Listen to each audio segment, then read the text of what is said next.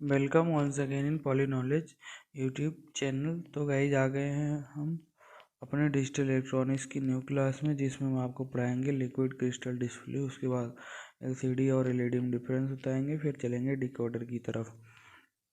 तो liquid crystal display क्या है? लिक्विड क्रिस्टल डिस्प्ले क्या होता है? ये हमारा डायरेक्ट लाइट को क्या करता है, जैसे एलईडी में हम पावर सप्लाई देते थे और वो क्या करता था, लाइट इमिट कर देता था, लेकिन इसमें ऐसा कुछ नहीं होता है। इसमें एक हमारा लिक्विड क्रिस्टल होता है, उसको क्या करते हैं, उसके लेयर को लेकर हम क्या करते हैं, उसके लेयर में हम इसके लेयर के आगे पीछे जैसे दो पोलराइजेशन सिस्टम लगाते हैं।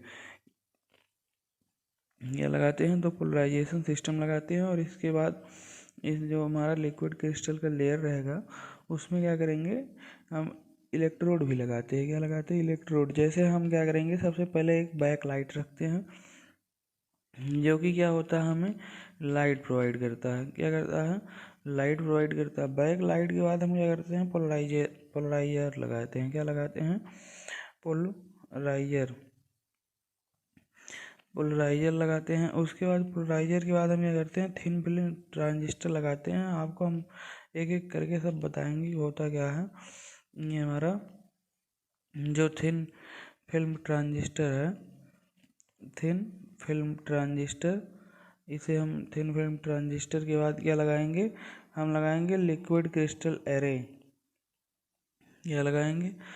लिक्विड क्रिस्टल एरे, जो कि क्या करता है, हमारा लाइट को कन्वर्ट करता है, लिक्विड क्रिस्टल एरे। उसके बाद क्या होगा, आरसीबी। क्या होगा? RCB colour filter.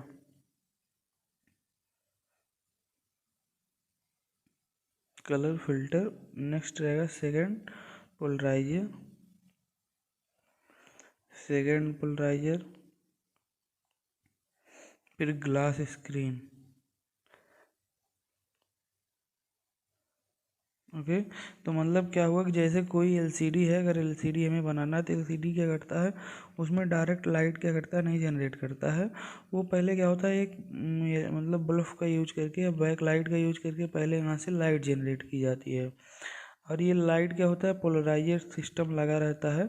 जैसे पोलराइजर सिस्टम दो प्रकार के होते हैं, ये हॉरिजॉन्टली पोलराइज किया जाएगा, वर्टिकली क्या होगा, हॉरिजॉन्टल भी होता है और वर्टिकल भी होता है पोलराइजर। तो जैसे हमें किस में पोलराइज करना है वो उस पर डिपेंड करता है, वो पोलराइजेशन सिस्टम के ऊपर कि हमने पोलराइजर कौन सा लगाया है। दो प्रकार से होते हैं, हॉरिजॉन्टल और वर्टिकल। उसके बाद थिन फिल्म ट्रांजिस्टर क्या होता है कि हमारा मतलब कंट्रोल करता है किसको, जो हमारा लिक्विड क्रिस्टल एरे है। लिक्विड क्रिस्टल एरे को कौन सा कंट्रोल करता है? Thin film transistor. की हमें जैसे बैक लाइट ने यहाँ पर क्या किया, लाइट जनरेट किया। लाइट जनरेट करने के बाद यहाँ पर मान लीजिए हम लगाए हैं वर्टिकल पोलराइजेशन सिस्टम। तो वर्टिकल पोलराइजेशन सिस्टम क्या करेगा, हमारी लाइट को हमेशा वर्टिकली भेजने लगेगा। और थिन फिल्म ट्रांजिस्टर क्या करेगा, हमारे लिक्विड क्रिस्टल एरे को कंट्रोल करेगा। क्या करेगा? कंट्रोल करेगा।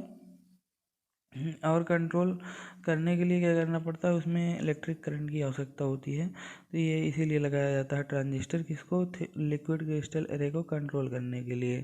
ये लिक्विड क्रिस्टल क्या होता है, इसमें इलेक्ट्रोड लगे रहते हैं। इलेक्ट्रोड लगे रहते हैं तो ये इसमें सप्लाई दी जाती है। क्या दी जाती है? सप्लाई।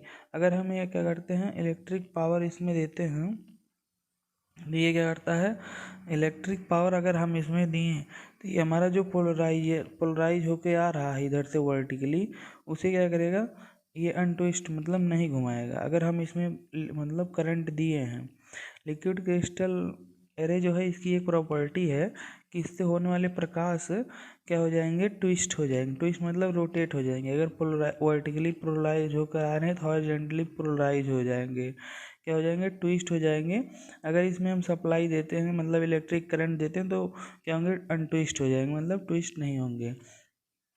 इसी गुण का यूज करके हम क्या करते हैं, यहाँ पर एलसीडी बनाते हैं लिक्विड क्रिस्टल के। मतलब अगर इसमें हम सप्लाई देते हैं तो इससे प्रकाश जो पार हो रहा है वो ट्विस्ट नहीं होगा। अगर सप्लाई नहीं देते हैं तो ये क्या करता है, ट्विस्ट कर देता है।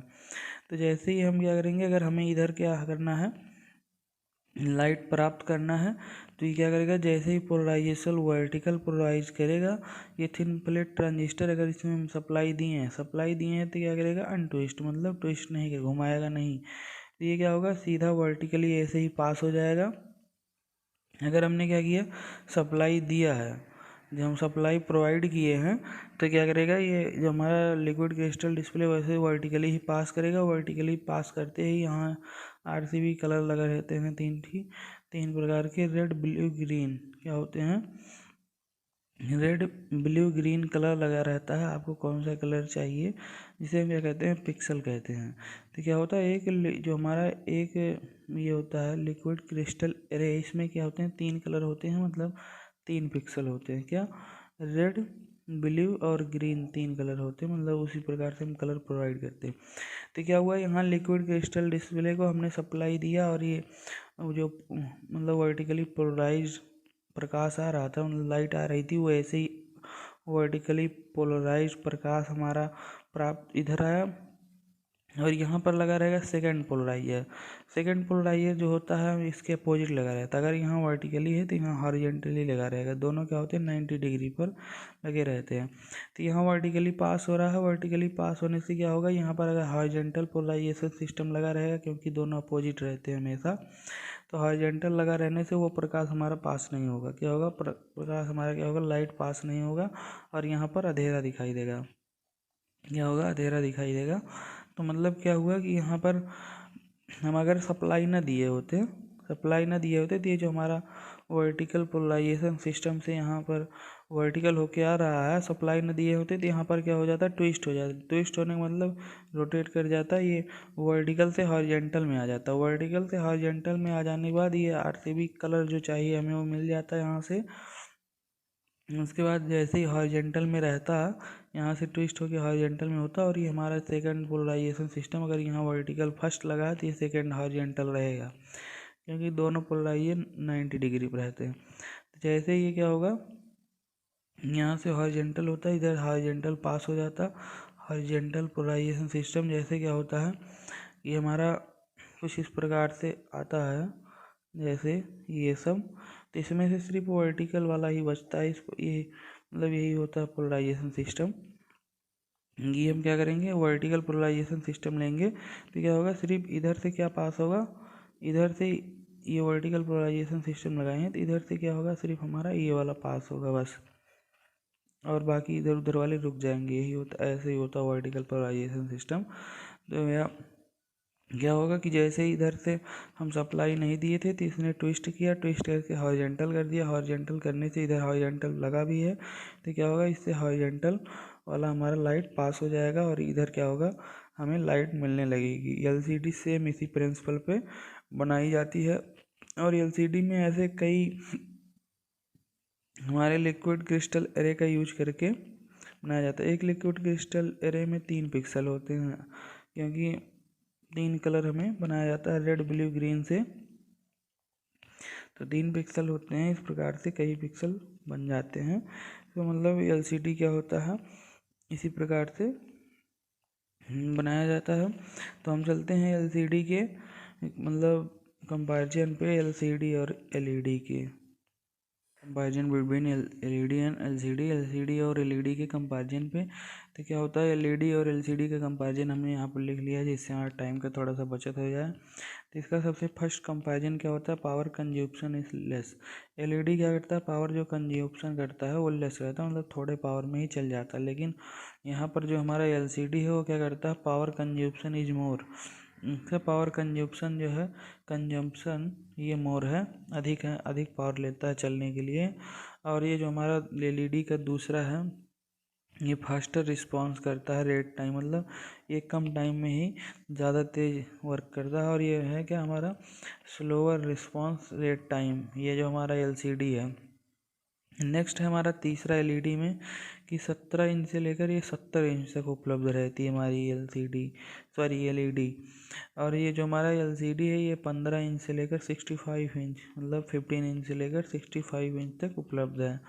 उसके बाद 4 नंबर है LED में कि कलर एक्यूरेसी इज लेस, मतलब इसकी जो एक्यूरेसी होती है कलर की वो लेस होती है।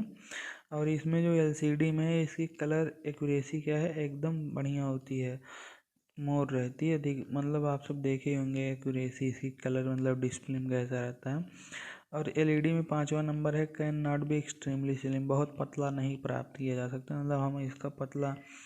और ये जो हमारा है एलसीडी है वो हम क्या कर सकते हैं, कैन बी एक्सट्रीमली स्लिम, मतलब कितना भी पतला बना सकते हैं। देखिए हो गया हमारा एलईडी और एलसीडी में डिफरेंस हो गए। हमने इसमें 5 डिफरेंस बताए हैं एलईडी और एलसीडी के। तो हम चलते हैं किसकी तरफ, डिकोडर की तरफ। तो ये हमारा क्या होता है, डिकोडर क्या होता है। डिकोडर जो होता है हमारा वो एक कॉम्बिनेशनल सर्किट होता है। कौन सा, कॉम्बिनेशनल। अभी तक आपने जितने पीछे सर्किट पढ़े होंगे सब कॉम्बिनेशनल सर्किट हैं, ओके। तो हमारा जो डिकोडर होता है वो एक कॉम्बिनेशनल सर्किट होता है। ये क्या करता है, अगर हमारे अगर इसके n इनपुट लाइंस हैं, क्या हैं, n इनपुट लाइन है, ये क्या करेगा, ये ऐसा मतलब सिस्टम बनाता है 2n आउटपुट लाइन्स हमें क्या होती हैं, प्राप्त होती हैं। क्या प्राप्त होती हैं, 2n आउटपुट लाइन्स प्राप्त होती हैं। 2n आउटपुट लाइन्स हमें प्राप्त होती हैं। तो मतलब ये हमारा होता है डिकोडर सर्किट, मतलब डिकोड किया जाता है। तो इसे बनाने के लिए हम कैसे बनाते हैं, नेक्स्ट पेज में बता दूँ। तो हमने आपको बताया था अगर हमारे क्या होंगे, n इनपुट होंगे तो उसके क्या होंगे, 2n आउटपुट प्राप्त होंगे। इसे डिकोडर सर्किट कहते हैं। तो ये देखिए हमारे 3 इनपुट हैं। कितने इनपुट हैं यहाँ पर, 3 इनपुट हैं। तो 3 इनपुट के हमारे कितने कॉम्बिनेशन प्राप्त हो सकते हैं, 2n से फार्मूला लगा कर देखिए, 2 पावर 3 कितने हो जाएंगे, 8। हमारे क्या होंगे, 8 आउटपुट प्राप्त होंगे। तो यहाँ पर देखिए हमने 8 आउटपुट लिख रखा है, 0 1 2 3 4 5 6 7। ये आउटपुट 0, आउटपुट 1, आउटपुट 2, ऐसे करके हमने 7 तक लिख रखा है। तो हम यहाँ पर देखते हैं कि मतलब हमारा जो ABC है, जब इसमें हम तीनों तीनों 0 अप्लाई करते हैं तो ये क्या होता है, हमारा आउटपुट 0 क्या होता है, हाई होता है। हाई मतलब यहाँ से आउटपुट निकलता है।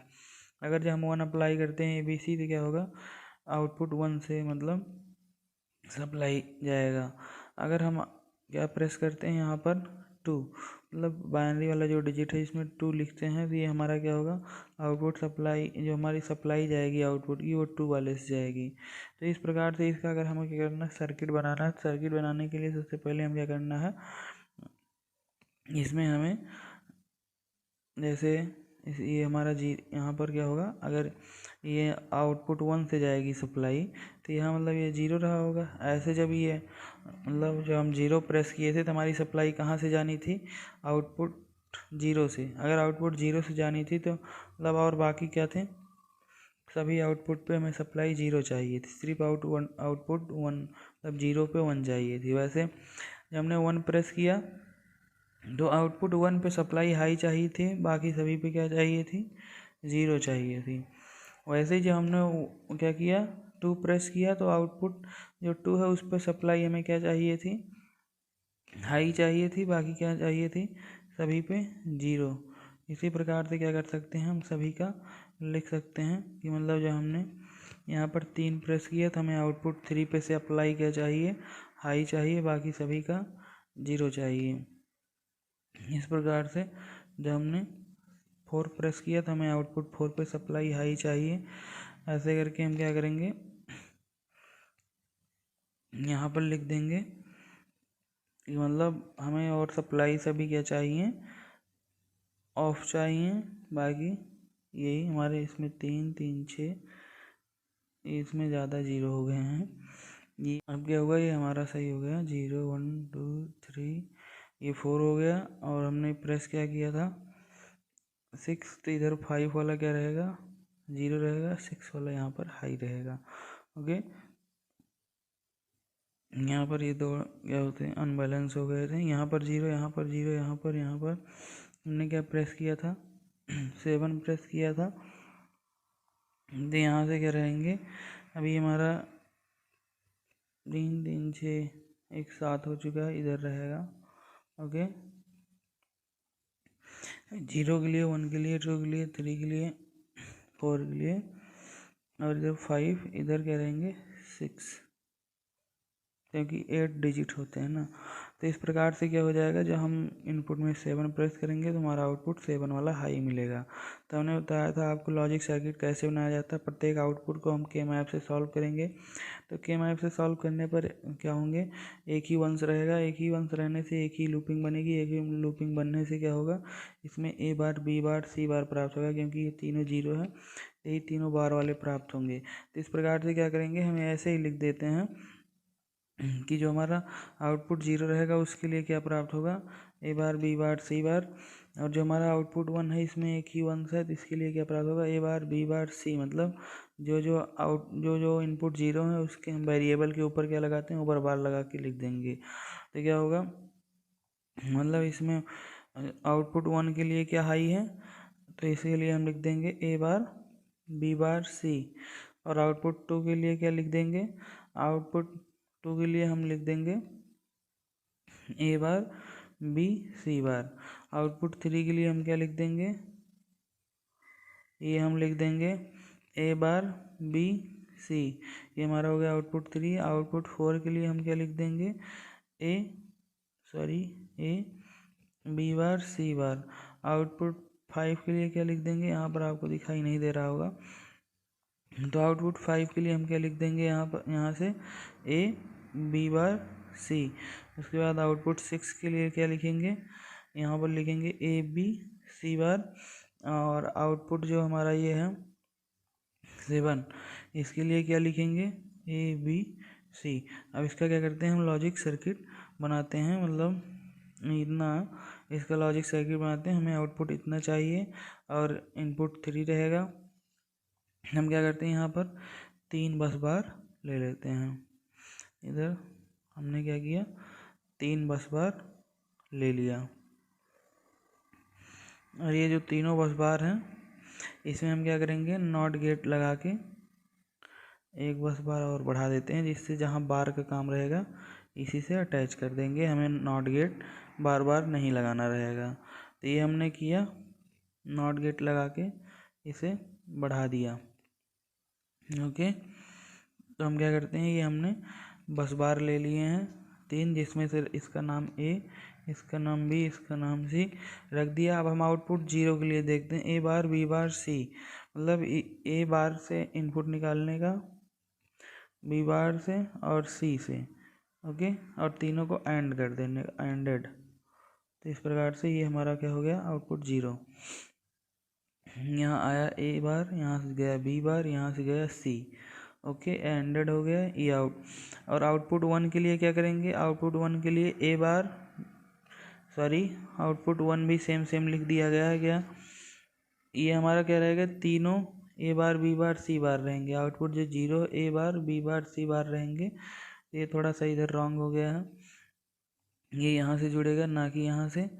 तो ये हमारा हो जाएगा इधर ए बार, बी बार, सी बार प्राप्त होगा।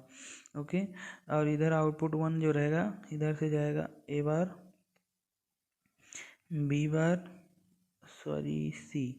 इधर क्या रहेंगे, सी रहेगा।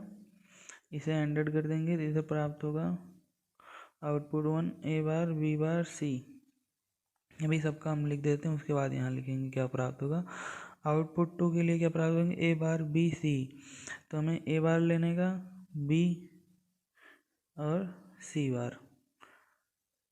तो यहाँ से इसे एंडेड कर दिए। ओके, नेक्स्ट है आउटपुट 3। आउटपुट 3 में हम क्या करेंगे, ए बार, उसके बाद बी के बाद सी। तीनों क्या किए, एंड कर दिए।